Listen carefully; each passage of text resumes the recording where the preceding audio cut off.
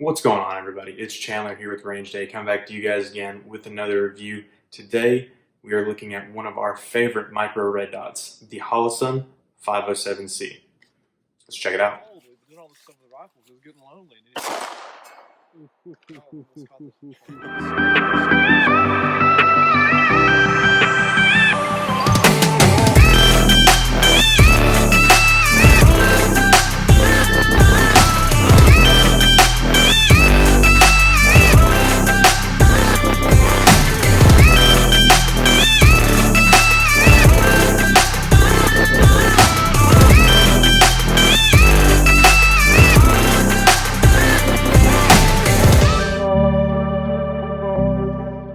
Since you've already seen this optic in action here on the channel, we just want to go through what comes in the box really quickly.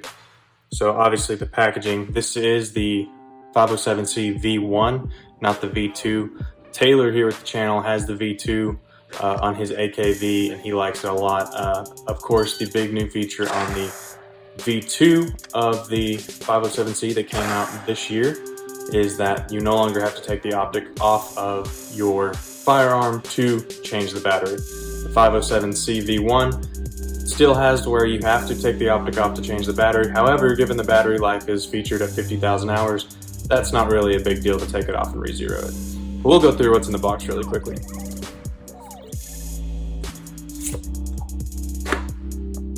Nice Holosun box. Take it off, pat it on the inside, of course. Get your user's manual, that to the side.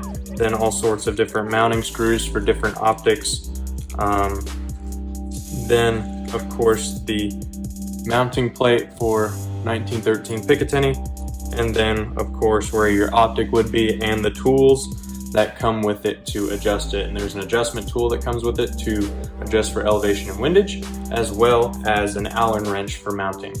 Me being me, of course, I already lost the adjustment tool, so you can still adjust those with a standard fine-tipped flathead screwdriver. Now we'll go ahead and bring the optic in. Of course, it is mounted on my HK VP9. We'll go ahead and check that chamber. Safe as always, pointed in a safe direction as usual.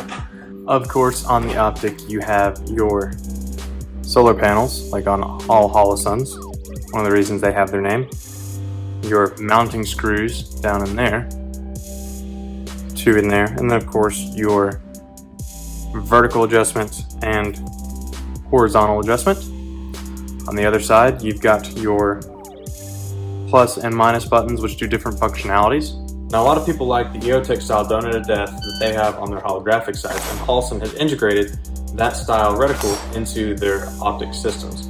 Now, the circle dot included on Holosun's optics is a 2 MOA dot in the center and a 32 MOA circle around the dot. Now you can have this set up in a multitude of different ways. You can hold down the minus button and it will change your reticules going from the 2 MOA dot only, the 32 MOA circle only, or of course the circle dot, which is what I prefer. The reticle also has a combination of brightness settings. I hold the plus button and it will change from mode auto dim brightness to fixed brightness, and then you can adjust what setting you want it from on there. I believe there are 10, including 2 night vision settings, which is something you don't get on a lot of red dot optics.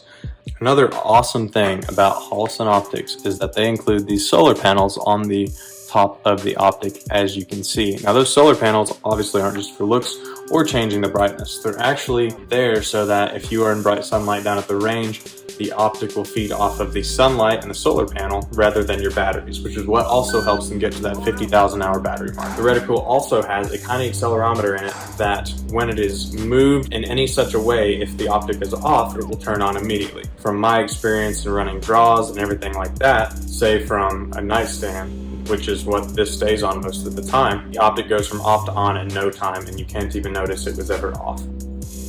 Another feature which goes hand in hand with the 10 brightness settings that the Holosun 507c has is that the solar panels on the top act as a sensor that detects light and changes the auto adjust brightness. this is one way that Holosun gets to their 50,000 hours of batteries. It only goes to what brightness you need. Now, something to speak along that, if you planned on having this as a nightstand gun and you have a weapon light on that, you definitely need to make sure and not have that on auto dim brightness, because it will take your brightness down as far as it can, of course, to adjust for the dimness of the room at night. And if you turn your weapon light on, it will absolutely flush out the light of your reticle.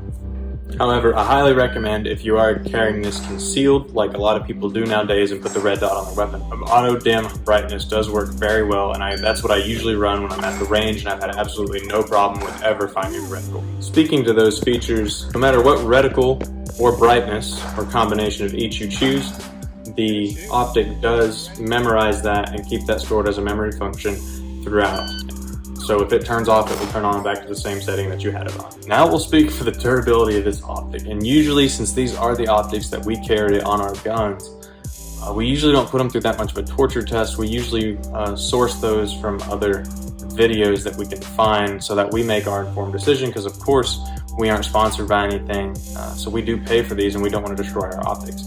However, Taylor, otherwise known as Uncle Ray here on the channel, decided that his Holosun V2 that he got such a good deal on it that he wanted to see what it could do. So he decided to drag it upside down in a creek bed to see what it could do. Now, the good thing is the 507c, it's made of 7076 aircraft grade aluminum, so it is very sturdy optic, and it is a waterproof optic. Pulled it right out of the creek and fired it off. The Holosun didn't have any hiccups. Of course, since it is the emitter and the glass are not enclosed, sometimes you can get some water in there and that can block your image. However, a few good shots and shaking it out and that will be out fine. But we were actually blown away with how good